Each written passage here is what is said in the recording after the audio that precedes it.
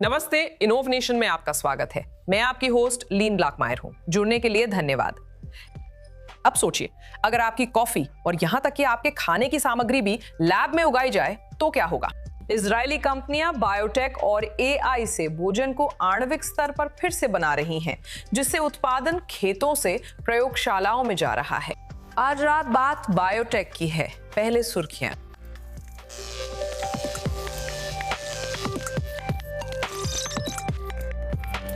Red wine का सारा विज्ञान, लेकिन वाइन नहीं।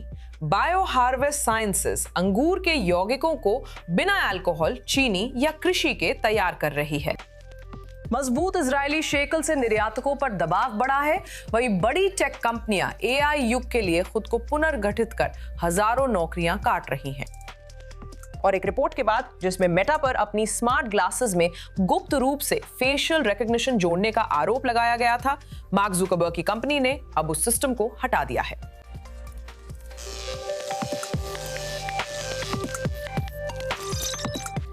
अब सोचिए, अगर खेती का भविष्य खेतों से जुड़ा ही ना हो तो एक Israeli biotech company bio reactor में कीमती पौधों पर आधारित सामग्री उगा रही है, जिससे स्वास्थ्य, पोषण और दवा उत्पादों के उत्पादन का तरीका बदला जा सके। और ये पारंपरिक कृषि की तुलना में बहुत कम जमीन और पानी का उपयोग करता है।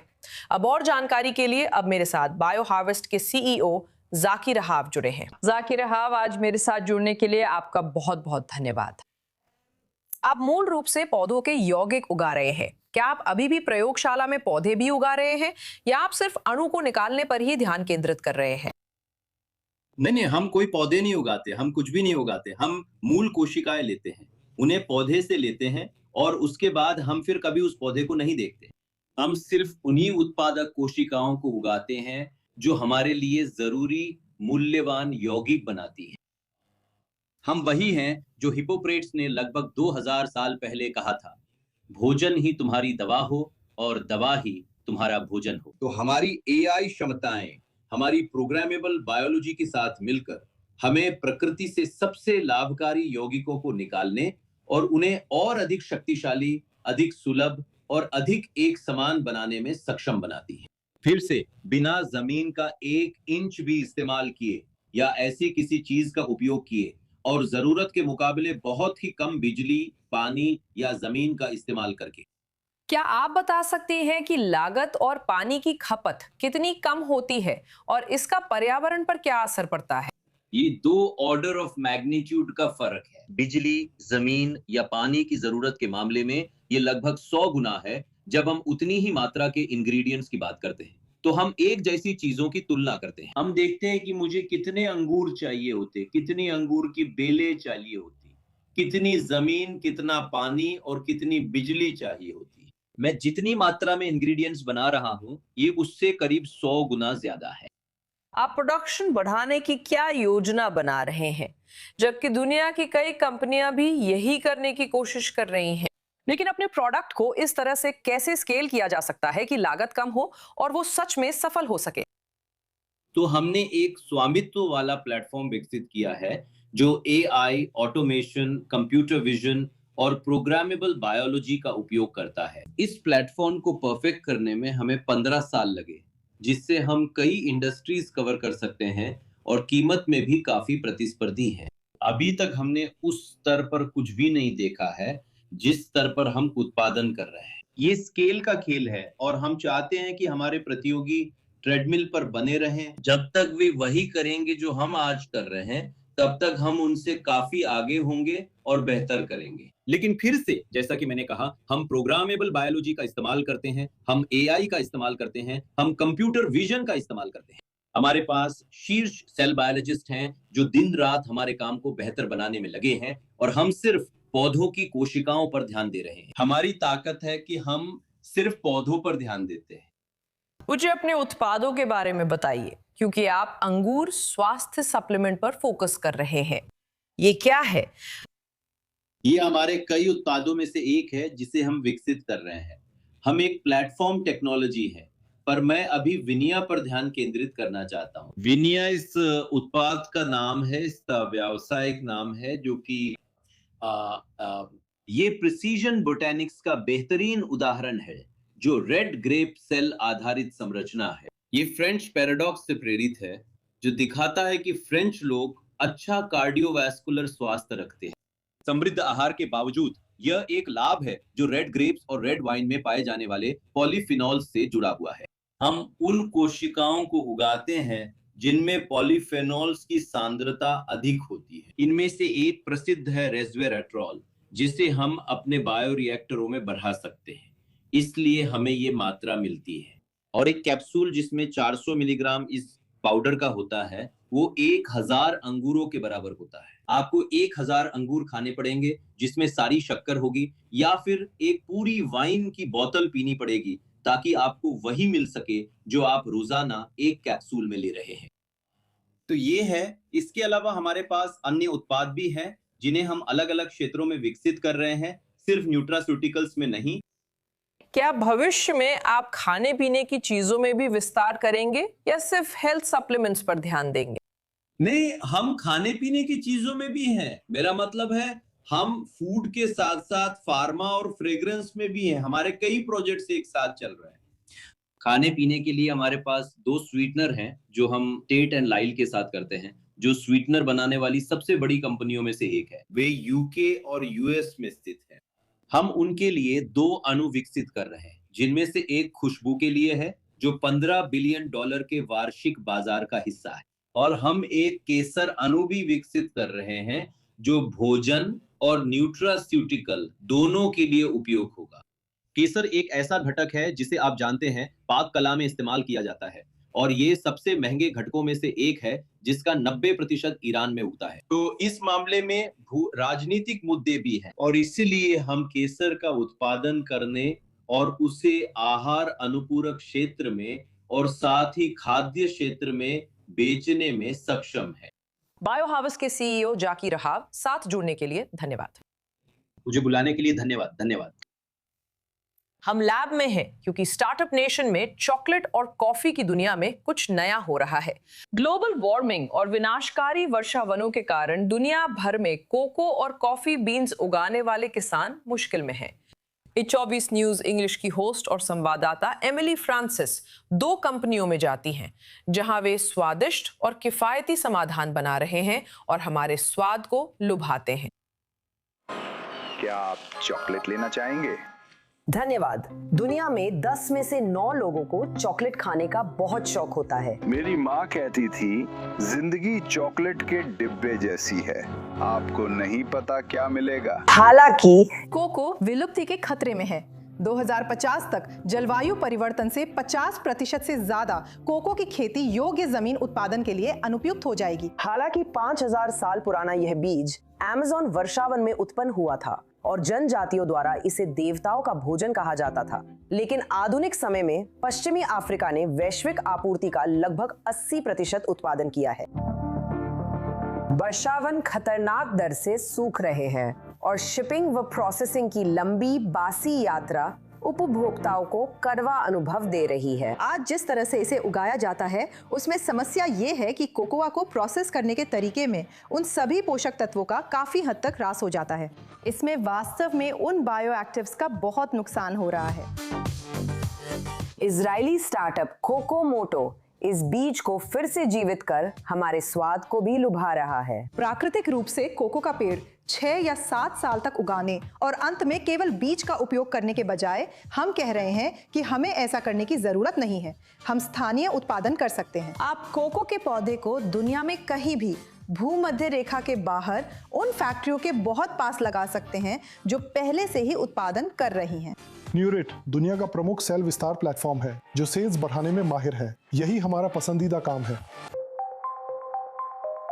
यहाँ हाइफा स्थित बायोटेक कंपनी प्यूरी में ये बायो रिएक्टर प्रकृति की पर्यावरणीय परिस्थितियों की नकल करते हैं, और ये ऐसा है जैसे ठीक है तो ये विज्ञान की कक्षा जैसा है। हम इन कोशिकाओं को इस पात्र में डालते हैं और फिर वास्तव में मीडिया का परफ्यूजन होता है। मीडिया वो भोजन है जिसकी कोशिकाओं को जरूरत होती है खाने के लिए। जैसे गेहूं, हम इन कोशिकाओं को इस कंडीशन मीडिया से खिला रहे हैं।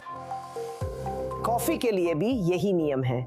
कॉफी शाय एक स्टार्टअप है जहां पेटेंटेड सेल एक्सपेंशन टेक्नोलॉजी वहीं से शुरू होती है जहां प्रकृति रुकती है। सस्टेनेबिलिटी के हिसाब से हमारी प्रक्रिया मानक कृषि से ज्यादा प्रभावी है, जहां ज्यादा पानी चाहिए होता है। और वैसे भी हर एक एस्प्रेसो जो आप पीते हैं उसमें 140 लीटर पानी की जरूरत होती है। हम जो विकसित कर रहे हैं वो एक ऐसा समाधान है जो कॉफी को इस तरह से बनाने की अनुमति देता है जिससे सभी चुनौतियों को पार किया जा सके। यह समय और ऊर्जा खपत वाली प्रक्रिया हमारे बैंक खातों को भी खाली कर रही है। इससे कॉफी की मांग कुल मांग में जबरदस्त बढ़ोतरी हुई है और सप्लाई की तरफ हमारे पास समस्याएं हैं जो और भी ज्यादा खराब होती जा रही हैं। मांग बढ़ती है, सप्लाई घटती है। कॉफी एक कमोडिटी है जो स्टॉक मार्केट में ट्रेड होती है। असल में पिछले 5 सालों में आप देख सकते हैं कि कीमतों में बहुत बड़ी बढ़ोतरी हुई है, साथ ही बहुत ज्यादा उतार चढ़ाव भी रहा है। अब हमारे कप हर 3 हफ्ते में भर सकते हैं। एक ही सिस्टम से प्रतिवर्ष हम इतनी मात्रा में कॉफी बना पाएंगे जो आधे मिलियन से ज्यादा कॉफी पौधों के बराबर होगी। ये हमारा उत्पाद है। ये एक सेल आधारित, सूखा सेल आधारित कॉफी है। जो आप यहाँ देख रही हैं, यह पाउडर के रूप में है। कॉफी के रोस्ट और ब्रू तो चखने वाले की पसंद पर निर्भर करते हैं और इसका सबूत हमारी सुबह की कॉफी में मिलता है। हाँ, इसकी खुशबू अच्छी है, अलग है। हाँ, ये ज्यादा मीठी है। हाँ, मीठी खुशबू। सही। मेरी नाक काम कर रही है। ये हमारे ग्रह पर कार्बन फुटप्रिंट घटाने में मदद करता है। हमसे एक सवाल पूछा गया है, क्या आपकी तकनीक पारंपरिक और मौजूदा कॉफी फार्म, किसानों और कृषि को बदलने जा रही है? और इसका जवाब है बिल्कुल नहीं। एमिली फ्रांसिस वहां है। अब बायोटेक से हटकर हॉलीवुड से सोशल मीडिया तक एआई टूल्स की एक नई पीढ़ी ये बदल रही है कि विजुअल कहानियां कैसे बनाई जाती है।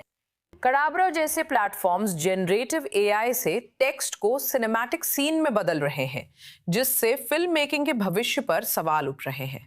और जानकारी के लिए माइटोल सलाह, कडाब्रा के संस्थापक, अब मेरे साथ है। जुड़ने के लिए धन्यवाद। घर देख रहे दर्शकों के लिए आप क्या करते हैं? नमस्ते, मेरा नाम माइटल सलाह है और मैं इजराइल से हूँ और मैंने कडाब्रा बनाया है जो एक एआई प्लेटफॉर्म है जो सभी को सिर्फ अपनी कल्पना से कुछ भी बनाने की अनुमति देता है। वे इस प्लेटफॉर्म की मदद से हर कल्पना को एक असली लाइव वीडियो में बदल सकते हैं। तो क्या हर कोई इसका इस्तेमाल कर सकता है? हर कोई इसका इस्तेमाल कर सकता है। ये उन लोगों के लिए बनाया गया है जो एआई का इस्तेमाल करना चाहते हैं और खुद से कुछ बनाना चाहते हैं। ये एक ऐसा प्लेटफॉर्म है जो सभी बेहतरीन एआई मॉडल्स को एक ही जगह पर लाता है। क्या आपके पास किसी यूजर का उदाहरण है जिसने कुछ खास बनाया हो? हाँ, मेरे पास एक है। हाँ, मेरे पास एक क्रिएटर हैं जो हमेशा से बच्चों की फिल्म बनाना चाहती थी और उनके दिमाग में सारी तस्वीरें थी, लेकिन वो खुद से उसे बना नहीं पा रही थी। उन्होंने इसे कडाब्रा के साथ बनाया। फिल्म में दिखता है भालू खिड़की पर चढ़ रहा है। ये वाकई में एक बहुत ही खूबसूरत 2 मिनट लंबी रचना है जिसे पूरा कडाब्रा के अंदर ही बनाया गया है। तो आप कॉपीराइट से कैसे निपटते हैं? और मॉडल्स इससे निपटते हैं। हम तो बस टूल्स उपलब्ध कराते हैं। हम सिर्फ टूल्स देते हैं और लोगों को पता होता है कि क्या उम्मीद करें। वे ऐसी कविताएं लिखते हैं जो सच में बहुत सटीक होती हैं और वे कुछ भी ऐसा इस्तेमाल नहीं करते जो उन्हें नहीं करना चाहिए। बेशक यही फिल्म मेकिंग का भविष्य है। मैतुल सलाह, आप कडाब्रा के संस्थापक हैं। हमारे साथ जुड़ने के लिए धन्यवाद। बहुत बहुत धन्यवाद।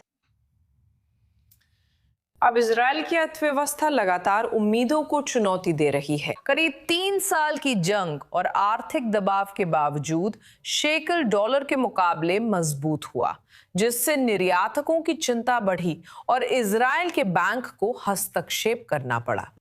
जो ताकत का संकेत लगता है, वही नई चुनौतियां भी पैदा कर रहा है। इजरायली शेकल जबरदस्त तेजी पर है। हाल के महीनों में निवेशकों के विश्वास और लंबे संघर्ष के बावजूद इजराइल की मजबूत अर्थव्यवस्था से इस मुद्रा में जबरदस्त मजबूती आई है। बैंक ऑफ इजराइल ने हाल ही में वर्षों बाद पहली बार मुद्रा बाजार में हस्तक्षेप कर शेकल की तेजी को धीमा करने के लिए विदेशी मुद्रा खरीदी। लेकिन असली कहानी खुद हस्तक्षेप नहीं है। अर्थव्यवस्था इतनी मजबूत है, हाईटेक इंजन इतना शक्तिशाली है कि ये बहुत अच्छा कर रहा है। शेकल को मजबूती से सहारा मिल रहा है, पर सभी इसका लाभ नहीं ले रहे। मजबूत मुद्रा से निर्यातकों को हर डॉलर या यूरो के बदले कम शेकल मिलते हैं, जिससे मुनाफा घटता है और इजरायली सामान अंतर्राष्ट्रीय बाजार में महंगे हो जाते हैं। निर्माताओं ने चेताया कि ये रुझान जारी रहा तो प्रतिस्पर्धात्मकता और आर्थिक विकास प्रभावित हो सकते हैं। इस दौरान कई इजरायली परिवार अब भी युद्ध के आर्थिक असर झेल रहे हैं। हालिया सर्वेक्षणों से पता चलता है कि लगभग हर 3 में से 1 इजरायली ने अपनी आय में गिरावट देखी है, क्योंकि परिवारों को बढ़ती खर्चों, अनिश्चितता और संघर्ष के लंबे समय तक चलने वाले आर्थिक प्रभावों का सामना करना पड़ रहा है। कई अर्थशास्त्री मानते हैं कि केंद्रीय बैंक मुद्रा को प्रभावित करने की कोशिश कर सकता है, लेकिन अंत में फैसला बाजार की ताकतों का ही होता है। आप मुद्रा से कुछ समय खेल सकते हैं, पर अंत में बाजार ही जीतता है। अभी मजबूत शेकल इजराइल की अर्थव्यवस्था में विश्वास दिखा रहा है। सवाल है कि क्या ये मजबूती विकास बढ़ाएगी या दबाव में निर्यातकों और परिवारों पर बोझ बनेगी। शेकल की बढ़त निवेशकों का भरोसा दिखाती है, लेकिन अर्थशास्त्रियों के अनुसार नीति निर्धारकों को इस विश्वास और विदेशी बिक्री पर निर्भर व्यवसायों की रक्षा के बीच संतुलन बनाना होगा। मजबूत अर्थव्यवस्था के बावजूद मजबूत शेकल इजराइल के टेक सेक्टर पर दबाव डाल रहा है। हजारों नौकरियां जा रही हैं और कंपनियां एआई युग के मुताबिक खुद को ढालने की कोशिश में हैं। निकोल जेडेक रिपोर्ट कर रही हैं। इजरायली टेक कंपनियां छटनी की नई लहर झेल रही हैं, लेकिन स्थिति इससे भी गंभीर हो सकती है। इजरायली टेक सेक्टर के निर्माण में बड़ा बदलाव। देश की कई बड़ी कंपनियां अभी वर्कफोर्स घटा रही हैं और खुद को आर्टिफिशियल इंटेलिजेंस के अनुसार ढाल रही हैं। अब मुख्य खबर विक्स से जुड़ी है। हाँ, इजरायली वेबसाइट बिल्डिंग दिग्गज कंपनी लगभग 1000 कर्मचारियों की छटनी कर रही है। ये उनकी वैश्विक वर्कफोर्स का 20% है, उस कंपनी के लिए जो 2 दशकों से मौजूद है। इसकी वजह 2 हैं। एक तरफ ये वास्तव में मजबूत शेकल के कारण है। शेकल के डॉलर के मुकाबले मजबूत होने से इजराइल में वेतन और संचालन लागत उन कंपनियों के लिए ज़्यादा महंगी हो गई हैं जो ज़्यादातर कमाई डॉलर में करती हैं। और दूसरी तरफ विक्स के सीईओ ने कहा कि एआई कंपनी को और तेज, अधिक कुशल और कम पदानुक्रम वाला संगठन बनने के लिए मजबूर कर रहा है। हालांकि ये हालिया की मुख्य सुर्खियों में है, लेकिन नुकसान सिर्फ विक्स को नहीं हो रहा है। फिनटेक कंपनी रैपिड एआई को संचालन के केंद्र में रखकर पुनर्गठन कर रही है। वहीं खबर है कि एमडॉक्स अपनी वैश्विक वर्कफोर्स का 10% घटाने की तैयारी में है। इससे 3000 कर्मचारियों पर असर पड़ सकता है, जिनमें सैकड़ों इजराइल में हैं। लेकिन सिर्फ ये बड़ी कंपनियां ही प्रभावित नहीं हो रही हैं। कुछ छोटी और कम जानी पहचानी संस्थाएं भी इस समय इसका असर महसूस कर रही हैं। AI21 लैब्स, जिसे इनोवेशन नेशन पर दिखाया गया था, रिपोर्ट्स के अनुसार अपने कर्मचारियों का 60% कम करने की तैयारी में है, ताकि वे माइस्ट्रो AI एजेंट प्लेटफॉर्म पर ध्यान केंद्रित कर सके। अब जो हम यहाँ देख रहे हैं वो ये है कि बड़ी तस्वीर में इन इजरायली टेक कंपनियों पर 2 तरफ से दबाव डाला जा रहा है। एक तरफ यहाँ हमारे पास शेकल की कीमत में तेजी आई है। इजराइल की मजबूत मुद्रा निर्यातकों को नुकसान देती है, क्योंकि खर्चे शेकल में और आय डॉलर में होती है। दूसरी ओर आर्टिफिशियल इंटेलिजेंस, इन कंपनियों पर दबाव है कि वे साबित करें कि वे एआई को शामिल करके अपने संचालन में कटौती कर सकती हैं और अपने कर्मचारियों की संख्या कम कर सकती हैं। तो यहाँ बड़ी तस्वीर ये है कि एआई क्रांति पहले से ही टेक सेक्टर को प्रभावित कर सकती है और हम इन बड़े बदलावों को देख सकते हैं। सवाल ये है कि क्या ये सिर्फ अल्पकालिक लागतें हैं या इजरायली टेक सेक्टर कंपनियों को लंबे समय के लिए अंदर से बदल रहा है। इसे हमें आगे भी मॉनिटर करना होगा। यूक्रेन का युद्ध क्षेत्र अब दुनिया की उन्नत ड्रोन तकनीकों की प्रयोगशाला बन गया है। अब जब एक ड्रोन लातविया की हवाई सीमा में घुस गया तो ये बाल्टिक देश उन युद्धकालीन नवाचारों से समाधान तलाश रहा है। ड्रोन के आधुनिक युद्ध में मुख्य हथियार बनने पर यूरोप के देश अपनी हवाई सीमाओं की रक्षा के नए तरीके अपना रहे हैं। लातविया में एक फ्रांसीसी लड़ाकू विमान ने रूस से घुसे ड्रोन को देश की हवाई सीमा में मार गिराया। अधिकारियों के अनुसार सस्ते ड्रोन रोकने के लिए महंगे लड़ाकू विमान और मिसाइलों पर निर्भरता स्थायी समाधान नहीं है। ये बहुत ही अव्यावहारिक बात है। ड्रोन को मार गिराने के लिए सैन्य लड़ाकू विमान का इस्तेमाल करना बहुत ही अव्यावहारिक तरीका है, क्योंकि मिसाइलों की लागत और इससे जुड़ी अन्य अतिरिक्त लागतें बहुत ज्यादा होती हैं। ये बहुत अच्छी बात है कि हमारे पास ऐसी क्षमताएं हैं और हम ये साबित कर रहे हैं कि ये क्षमताएं एस्टोनिया और लातविया दोनों में काम करती हैं। लेकिन आगे बढ़ते हुए ऐसा समाधान पर्याप्त नहीं है। इसी वजह से लातविया इस समय ड्रोन समझौते पर जोर दे रहा है। ये यूक्रेन के साथ प्रमुख सहयोग समझौता है, जो दुनिया का एकमात्र देश है जिसने ये साबित किया है कि वो सबसे अधिक सटीकता और तकनीकी क्षमताओं के साथ ड्रोन गिराने में सक्षम है। वो यूक्रेन है और कोई नहीं। यूक्रेन युद्ध ने सस्ती और प्रभावी एंटी ड्रोन तकनीकों के विकास को तेज किया है, जिसमें इलेक्ट्रॉनिक युद्ध प्रणालियां और विशेष ड्रोन इंटरसेप्टर शामिल हैं। अब ये युद्ध क्षेत्र नवाचार पूरे यूरोप का ध्यान खींच रहे हैं, जहां लातविया यूक्रेन से सहयोग बढ़ा रहा है, क्योंकि नाटो देश नए हवाई खतरों के अनुरूप खुद को ढाल रहे हैं। ड्रोन घुसपैठ ताज़ा याद दिलाती है कि सेनाओं के सामने चुनौती अब सिर्फ दुश्मन ड्रोन का पता लगाने की नहीं है, बल्कि उन्हें रोकने के लिए किफायती तरीके ढूंढने की भी है। अब कुछ वायरल टेक खबरों पर चलते हैं। क्या आपके पास से गुजरने वाला कोई तुरंत जान सकता है कि आप कौन हैं? एक रिपोर्ट के मुताबिक मेटा ने अपने स्मार्ट चश्मे के सॉफ्टवेयर में चुपचाप फेशियल रिकॉग्निशन कोड जोड़ा है, जिससे ऐसे भविष्य को लेकर चिंताएं फिर बढ़ गई हैं, जहां एआई आधारित निगरानी रोजमर्रा की जिंदगी का हिस्सा बन जाए। अब मेरे साथ i24 न्यूज संवाददाता जोडी नित्जानोविच जुड़ रही हैं। जोडी, जुड़ने के लिए धन्यवाद। मेटा ने अपने स्मार्ट चश्मों में जो नया फीचर जोड़ा है, उसके बारे में आप क्या बता सकती हैं? तो फिलहाल ऐसा लगता है कि ये ज्यादा कुछ नहीं कर सकता, क्योंकि मेटा ने उस रिपोर्ट पर कोई टिप्पणी करने से इनकार कर दिया और ऐसा लगता है कि उसने चुपचाप उस फीचर को मेटा एआई ऐप से हटा दिया जो इन चश्मों को चलाता है। लेकिन ये डरावना है कि सड़क पर चलते हुए आप लोगों की पहचान कर सकते हैं और उनके बारे में रियल टाइम जानकारी पा सकते हैं। ये गोपनीयता विशेषज्ञों के बीच काफी चिंता का कारण बन रहा है। मेरा मतलब है, हम हर जगह कैमरों के आदी हो गए हैं, लेकिन ये सोच कि आपके पास से गुजरने वाला कोई व्यक्ति तुरंत जान सकता है कि आप कौन हैं, थोड़ी चिंता की बात है। और ये तथ्य कि वे इस पर टिप्पणी करने से इनकार कर रहे हैं, शायद और भी ज्यादा चिंता की बात है। और साथ ही ये भी कि रिपोर्ट अभी अभी आई थी और फिर नहीं, उन्होंने उसे तुरंत हटा दिया। अगले दिन वो गायब हो गई। हाँ, ये ऐसा है जैसे आप दोषी हो, लेकिन उन्होंने ये कैसे किया? क्योंकि वो बस सारी सोशल मीडिया को स्कैन कर लेते हैं और फिर सोशल मीडिया प्रोफाइल पर लगी तस्वीर में चेहरा देखकर उस व्यक्ति की पहचान कर सकते हैं। हाँ, ऐसा ही कुछ लगता है, लेकिन मुझे लगता है कि ये अभी काफी दूर की बात है।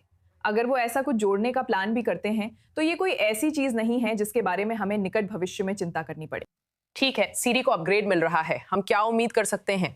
एप्पल जल्द ही वर्ल्ड वाइड डेवलपर्स कॉन्फ्रेंस आयोजित करेगा, जिसमें सबसे चर्चित अपग्रेड सीरी का है। सीरी, जैसा कि हम जानते हैं, ज्यादातर समय उसका इरादा अच्छा होता है, लेकिन हाँ, ये कुछ भी नहीं करती। नहीं, ये अच्छा नहीं है, मैंने इसे बंद कर दिया है, मुझे नहीं चाहिए, ये कभी काम नहीं करता, मुझे ये नहीं चाहिए। हाँ, तो एप्पल ने सीरी को एक ऐसे असिस्टेंट में बदलना शुरू कर दिया है जो वास्तव में मदद करने, संदर्भ समझने, टास्क संभालने और एप्स व सेवाओं में और अधिक स्वाभाविक रूप से एकीकृत होने में सक्षम है। आईफोन, आईपैड, मैक एटस पर और नया पूरी तरह से बदला हुआ सीरी वास्तव में गूगल के जेमिनाई एआई का उपयोग करेगा, ताकि ये और अधिक यूजर फ्रेंडली हो सके और सच में काम कर सके, अगर हम ऐसा कह सकते हैं। ऐसी भी रिपोर्ट्स हैं कि एक स्टैंड अलोन सीरी ऐप भी होगा जो चैट जीपीटी, जेमिनाई खुद या क्लॉड की तरह ही होगा। ये लिस्ट और भी लंबी है, तो उम्मीद है कि ये वही पर्सनल एआई असिस्टेंट बनेगा जिसकी हमें हमेशा से तलाश थी। आखिर में एक रुझान है जिसमें टेक कंपनियां हमें टेक से दूर करने के लिए टेक का इस्तेमाल कर रही हैं। ये कैसे होता है? हाँ, तो लगता है कि सिलिकॉन वैली अब चाहती है कि हम अपने फोन से थोड़ा दूर रहें। एक स्टार्टअप है जिसका नाम है बोर्ड, जो कि मेरी समझ के अनुसार एक ऐसा गेम बोर्ड है जो बदल सकता है और इस पर आप जो भी गेम खेलना चाहें उसके हिसाब से एडजस्ट हो जाता है। और इसका फोकस इन पर्सन गेम्स और सोशल एक्सपीरियंसेस पर है, यानी लोगों को उनके फोन से हटाकर एक साथ लाने पर है। और एक और चीज है जो काफी दिलचस्प है, जिसका नाम है साइबर डेक। अब लोग ऐसे कंप्यूटर बना रहे हैं जिन्हें वे बाहर इस्तेमाल करना पसंद करते हैं, बजाय इसके कि वे अंदर ही रहें।